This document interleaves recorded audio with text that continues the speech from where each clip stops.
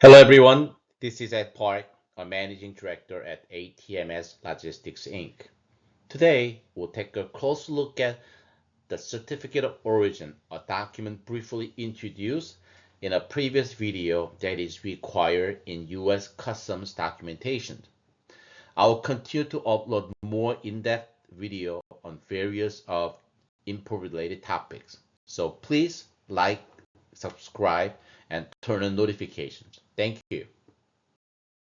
In the U.S. Customs business, a certificate of insurance is an official document that certifies that country in which a product was manufactured or produced, and it plays a crucial role in international trade. Depending on the situation, the certificate of origin should not only state the country of origin, but also clearly indicate the base of which that country was determined as the origin. In other words, the preference criterion also should be specified. There are two main types of certificates of origin.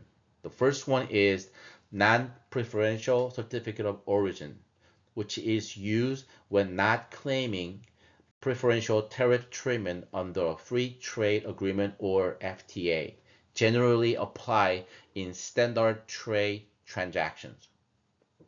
The other one is preferential certificate of origin, which is used when claiming tariff benefit under an FTA. The tariff benefit may include reduced or zero duties. There are several main components which should be included in a certificate of origin.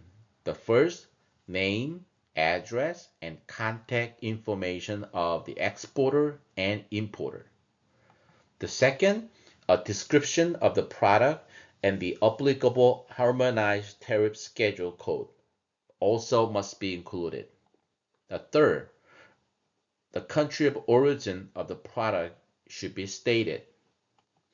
Additionally, if the production country has a free trade agreement with the importing country, the origin criterion or preference criterion must be noted.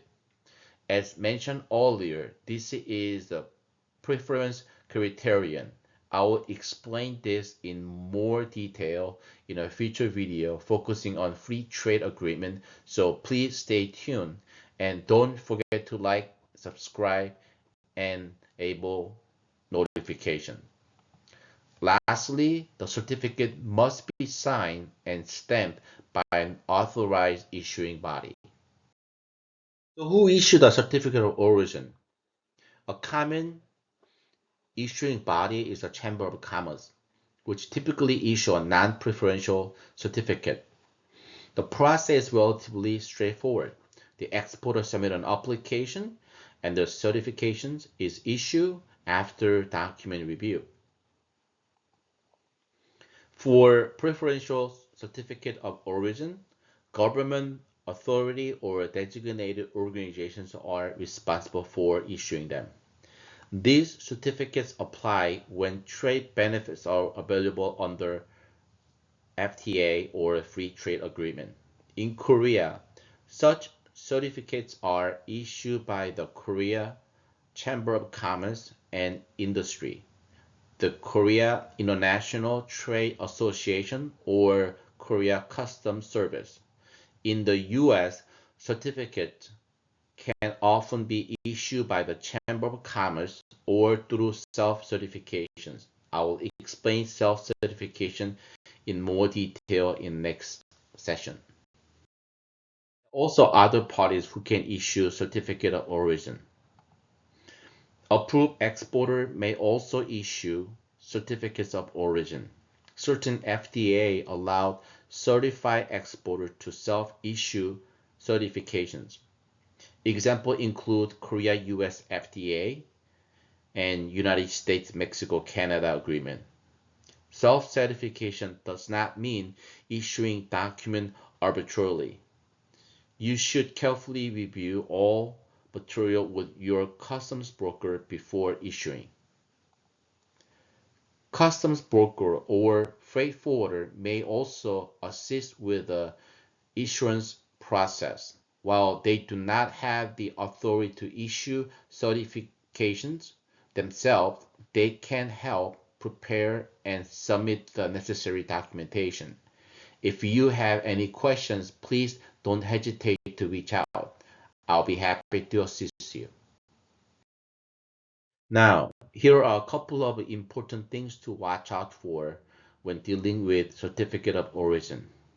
The first, the issuing authority can differ depending on the exporter country, whether a free trade agreement is in place, and import country's requirement. For example, the rules for Korea-US trade differ from those for Korea-India trade.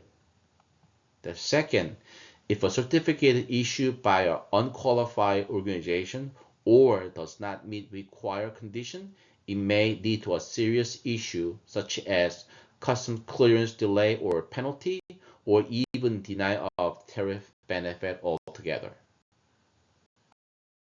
Here are some useful tips you may want to keep in mind. Each FTA has different requirements for the certificate of origin format. Under the Korea-US FTA, as long as all required information is included, there's no strict format for the certificate. In other words, flexible format is allowed. Simply stating Korea or made in Korea on the certificate without indicating the origin criterion may result in the certificate being rejected. So please pay special attention. When in doubt, consult with a customs broker to avoid unexpected disadvantages. Today, we took a deeper look at the certificate of origin, which was briefly mentioned in a previous video on US customs documentations. I will continue to upload more in-depth video on various topics related to imports. So please like, subscribe, and turn on notification. If you have any questions or need help, feel free to reach out on the email shown on the screen. I'll do my best to assist you. Thank you sincerely for watching, and I will see you again in the next video. Wishing you a great day.